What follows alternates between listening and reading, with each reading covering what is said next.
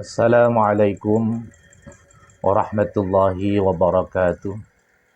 Alhamdulillah wassalatu wassalamu ala Rasulillah Sayyidina wa habibina wa syafi'ina wa qurrati a'yunina Muhammadin ibn Abdullah sallallahu alaihi wasallam. Hadratal muhtaramin, para alim ulama, para pendengar dakwah channel dimanapun berada, rahimakumullah.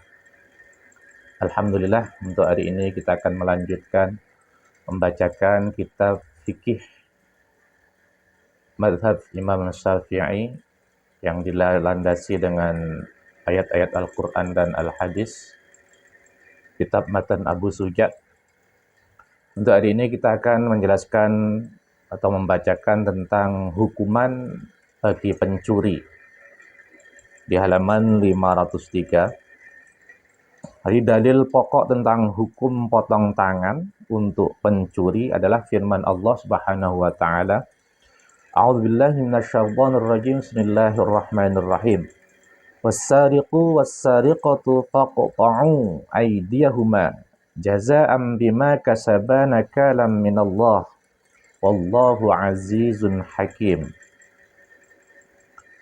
Adapun orang laki-laki dan perempuan yang mencuri, potonglah tangan keduanya, atau sebagai balasan atas perbuatan yang mereka lakukan dan sebagai siksaan dari Allah, dan Allah Maha Perkasa dan Maha Bijaksana. Al-Quran Surat Al-Ma'idah ayat 38. Landasan yang menjelaskan hukuman bagi pencuri. Jadi dipotong tangannya.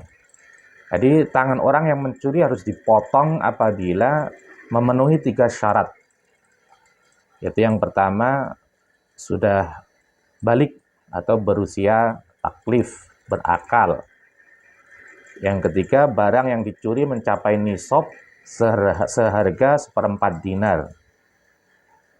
Yang dicuri dari tempat yang terjaga, tidak ada kepemilikan pencuri di dalamnya, dan tidak ada keserupaan milik di dalamnya. Itu syarat bagi pencuri yang harus dipotong tangannya, yaitu ada 3. Hadirin mustami'in rahimakumullah. Jadi pencuri adalah orang yang mengambil harta orang lain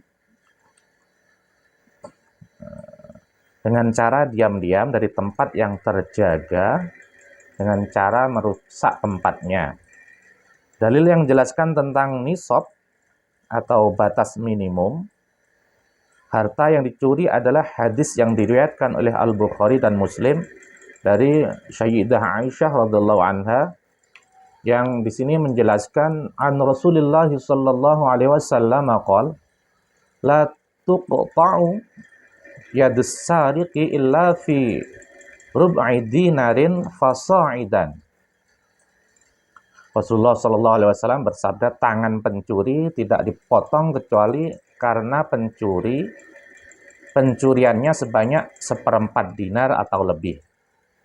Al-Bukhari bab qaulullahu ta'ala wasariqu dan seterusnya. Hadirin mustami'in rahimakumullah. Di redaksi hadis dari Imam Muslim, untuk ukuran sekarang 1 dinar kurang lebih setara dengan 4 gram emas. Itu baru boleh dipotong. Selanjutnya, tempat terjaga adalah tempat yang biasa digunakan untuk menyimpan barang berharga agar tidak dicuri, atau keadaan yang dapat mencegah tangan orang yang tidak berhak untuk mengambil barang yang bukan miliknya. Di kriteria yang digunakan dalam menentukan ukuran tempat terjaga adalah kebiasaan orang berlaku di suatu tempat. Jadi syarat barang yang dicuri harus berada di tempat yang terjaga.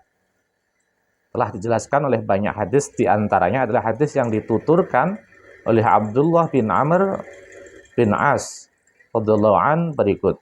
An Rasulillah sallallahu alaihi wasallam annahu su'ila an thamaril mu'allaqi faqala man asaba bifihi min dhi hajatin ghairu muttakhidhin khubnatan fala syai'a alaih wa man kharaja bi syai'in minhu fa alaihi ghuramaun matu mislaihi wal uqubatu.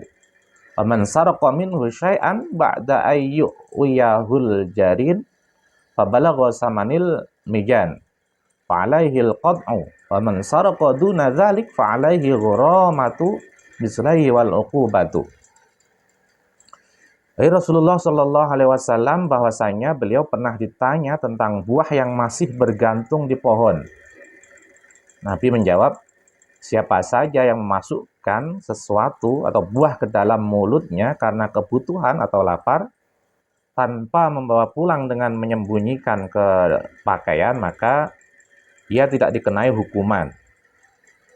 Siapa saja yang membawa sesuatu atau buah dari tempatnya dengan sengaja, maka ia berutang 2 kali lipat disertai hukuman. Siapa saja yang mencuri darinya setelah dibungkus atau siap dijual dan harganya mencapai harga perisai atau diperkirakan 1/4 dinar, maka ia dihukum potong tangan. Siapa saja yang mencuri di bawah harga itu, maka ia wajib mengganti 2 kali lipat disertai hukuman atau ta'zir. Abu Dawud Al-Hudud hadis nomor 4390.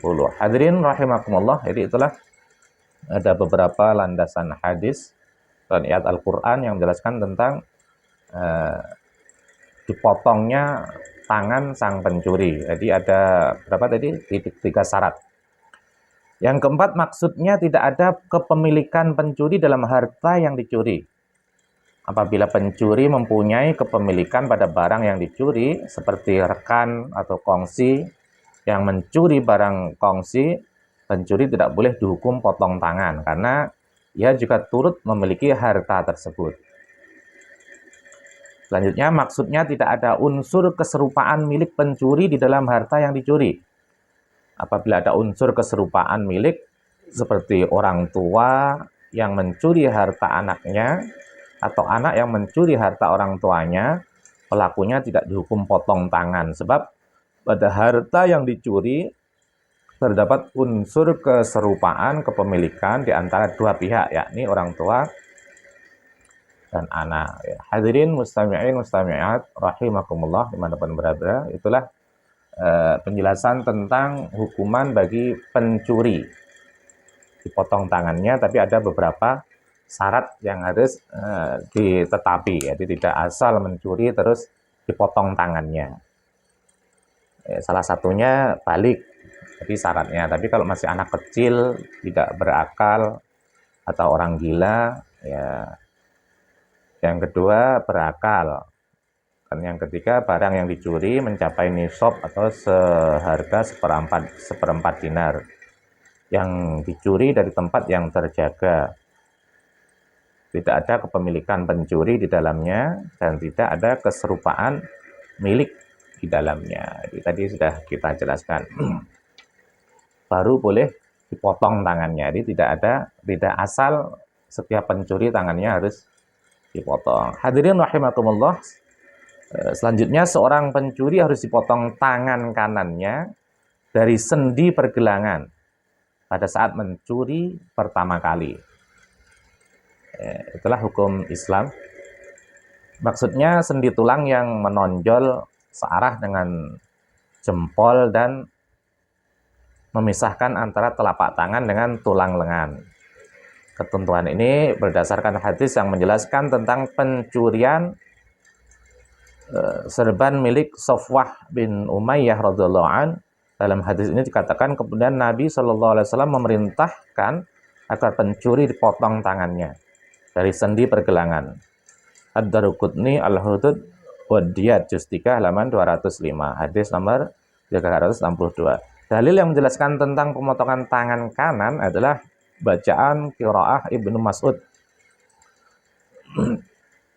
Hadirin rahimakumullah, jadi potonglah tangan kanan keduanya. Bacaan ini termasuk hadis ahad, perawinya tunggal atau bukan kelompok, sehingga dapat digunakan sebagai argumen hukum. Dari Al-Baiki As-Sariqah bab jima abwab Qat'ul Yad juz 8 halaman 270. Hadirin rahimakumullah, dalam riwayat Ahmad disebutkan seorang perempuan yang mencuri di hadapan kepada Rasulullah Shallallahu Alaihi Wasallam, beliau berkata, potonglah tangannya. Ahmad berkata, tak lama kemudian tangan kanan perempuan itu dipotong. Pemotongan tangan kanan itu dilakukan di hadapan Nabi Shallallahu Alaihi Wasallam. Beliau mengakuinya. Yang terdapat dalam Musnad Ahmad juz 2 halaman 177. Hadirin rahimakumullah. Selanjutnya apabila mencuri lagi untuk kedua kalinya, pencuri itu dipotong kakinya. Jadi, tangan kanan terus kaki kiri. Kalau masih belum jeda, masih mencuri lagi, jadi disilang. Ad-Daruqutni merawikan dari Ali radhiyallahu an yang mengatakan, idza saraqas sarik quti'at yaduhul yumna fa in 'ada quti'at rijluhul yusra. Apabila seseorang mencuri pertama kali, ya dipotong tangan kanannya. Apabila mencuri lagi, ya dipotong kaki kirinya. Ad-Daruqutni Al-Hudud wa Diyat wa Ghairi juz 3 halaman 103 hadis nomor 78. Jadi pemotongan kaki dilakukan pada sendi pergelangan kaki. Hal ini berdasarkan pada perbuatan yang dilakukan oleh Umar radhiyallahu an. Abdul Razak dalam musnafnya merawikan dari Ikrimah yang menuturkan bahwasanya Umar radhiyallahu an memotong kaki pencuri dari pergelangan kakinya dan tidak ada sahabat yang mengingkari hal tersebut. Perkataan Umar radhiyallahu anhu ini menjadi ijma' sahabat yang dituturkan dalam Musnad Abdul Razak Al-Luqatah bab Qat Asy-Syarik hadis nomor 1875. Jadi itulah hukum-hukum Islam yang diriwayatkan oleh para sahabat. Jadi ketika Rasulullah Shallallahu masih di zaman Rasulullah Shallallahu Alaihi Wasallam, ketika ada orang yang mencuri yang memenuhi syarat untuk dipotong tangannya, ya dipotong. Pertama, kalau dia mencuri memenuhi syarat yang tiga tadi, dipotong tangan kanannya. Terus kalau sudah dipotong masih mencuri lagi, dipotong kaki kirinya. Hadirin rahimakumullah, selanjutnya apabila mencuri lagi untuk ketiga kalinya, pencuri itu dipotong tangan kirinya. Jadi yang pertama tadi tangan kanan, kaki kiri. Kalau masih mengulangi perbuatannya lagi mencuri, dipotong tangan kirinya lagi. Dalilnya adalah riwayat dari Imam Malik dan Asy-Syafi'i yang menuturkan anna rajulan min ahlil Yaman aqta'al yadi war rajuli qadima fanazala ala Abi Bakrin Siddiq fa syaka ilaih an amilal yamani qad zalamahu fakana yusalliya minal lail fayaqulu Abu Bakrin wa abika ma lailuka bilaili sarik summa innahum faqadu igdan li Asma'a binti Umaishin imra'ati Abu Bakrin As-Siddiq faja'ala ar-rajulu yatufu ma'hum wa yaqulu Allahumma 'alaika biman bayyata ahla hadzal baitis salih fawajadul hulayya inda sa'ighin za'ama annal aqta'a ja'ahu bih fa'tarafa bil aqta'u aw syuhida 'alaihi bih fa'amara bi Abu Bakrin As-Siddiq faquti'at yaduhul yusra faqala Abu Bakrin wallah la du'a'uhu 'ala nafsihi asyaddu 'indi 'alaihi min sariqatih. Ini hadisnya panjang banget. Jadi ada seorang laki-laki, jadi bahwasanya seorang laki-laki penduduk Yaman yang terpotong tangannya yang kanan dan kakinya yang kiri datang menemui Abu Bakar sambil mengadukan bahwa penguasa Yaman telah menzaliminya. Orang tersebut mengadu ketika Abu Bakar sedang melaksanakan sholat malam. Abu Bakar berkata, demi Allah, malammu bukanlah malam pencuri. Kemudian keesokan harinya orang-orang kehilangan sebuah kalung milik Asma bin Umais, istri Abu Bakar As-Siddiq. Laki-laki itu ikut serta berkeliling bersama orang-orang untuk mencarinya. Dan dia berkata, ya Allah, engkau berhak menyiksa orang yang merampok rumah orang soleh ini. Setelah itu mereka menemukan kalung Asma pada tukang emas. Tukang emas mengira bahwa yang membawa kalung itu kepadanya adalah laki-laki yang terpotong tangannya. Kemudian orang yang terpotong tangannya itu mengakui perbuatannya atau tukang emas itu bersaksi terhadapnya. Setelah itu Abu Bakar memerintahkan untuk memotong tangan kiri pencuri itu. Abu Bakar berkata, demi Allah, menurutku doanya untuk diri sendiri lebih keras atau lebih kuat dibandingkan pencuriannya. Al-Muwatta Al-Hudud bab Jami'ul Qat'i hadis nomor 30, Musnad Asy-Syafi'i min Kitabil Qat'i fi Sariqah hadis nomor 336. Jadi banyak penjelasannya dan banyak aturannya, dan mungkin ini untuk membuat jera para pencuri yang sudah memenuhi syarat yang telah dijelaskan tadi. Dan apalagi di negara kita itu subhanallah, mencurinya tidak kira-kira. Kan kalau menurut hadis-hadis yang telah diriwayatkan ini mungkin sudah layak, tidak hanya dipotong tangan kanan kirinya, mungkin ya dihukum mati itu, kalau kita menganut hukum Islam. Namun karena di negara kita tidak sepenuhnya mengambil hukum dari hukum Islam, makanya para pencuri-pencuri uang negara itu, para koruptor masih berkeliaran dengan gagah beraninya, tidak merasa bersalah. Hadirin mustami'in rahimakumullah, mungkin cukup ini saja. Nanti kita lanjutkan di pertemuan berikutnya. Terima kasih. Assalamualaikum warahmatullahi wabarakatuh.